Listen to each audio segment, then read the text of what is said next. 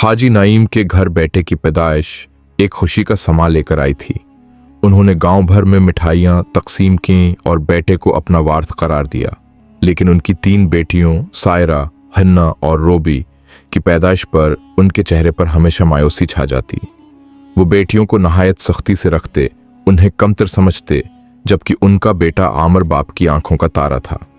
सायरा, हन्ना और रोबी बचपन से बाप के सख्त रवैये की आदी हो चुकी थीं। अगरचे माँ कभी कभार उन्हें तसली दे देती, लेकिन बाप की नफरत भरी नजरों का जहर वो सहती रहें।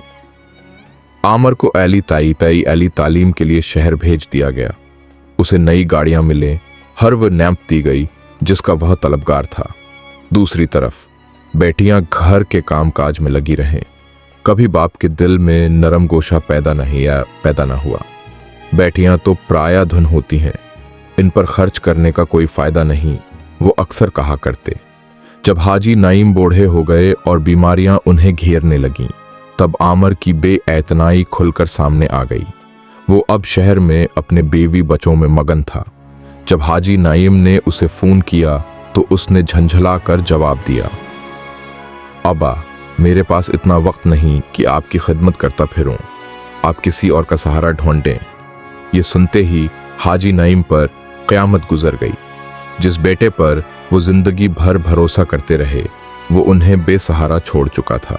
जब आमर ने उन्हें तन्हा छोड़ दिया तो वही बेटियां जो कभी बाप की मोहब्बत को तरसती थीं, उसके दरवाजे पर आ खड़ी हुईं।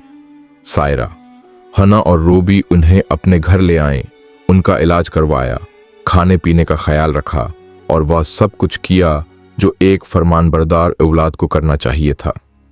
अब्बा, आप फिक्र न करें, हम हमेशा आपके साथ हैं, सायरा ने मुस्कुराते हुए कहा। यह जुमला सुनते ही हाजी नाईम की आंखों में आंसू आ गए। जिंदगी भर उन्होंने जिन्हें बूझ समझा, वही आज उनका सबसे बड़ा सहारा बनी हुई थीं।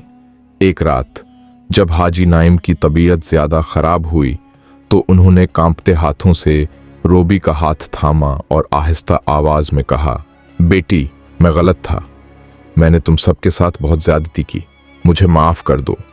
रोबी ने बाप के माथे पर बोसा दिया और कहा, अब्बा, आप हमारे लिए सब कुछ हैं, बस आप आराम करें। ये वो लम्हा था जब हाजी नाईम को एहसास हुआ कि असल वारिस बेटियां ही थीं, लेकिन ये एहसास बहुत देर से आया था।